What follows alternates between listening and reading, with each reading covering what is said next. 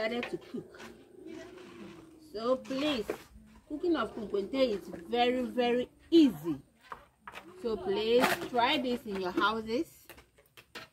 And then the palm nut soup too is very nice. Try this.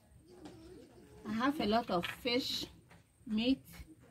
Then I also use vegetables like garden eggs.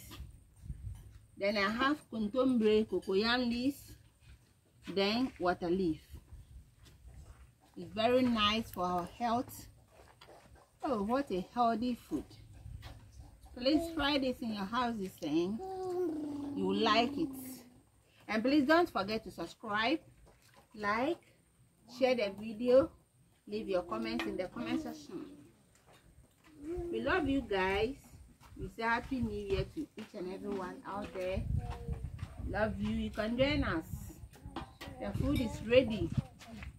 So, my family and I are going to enjoy it. So, kunkwente, some people call it Chris Brown or brown fufu. You can just try this. It's easy to prepare. Wow. This Christmas will be sweet la.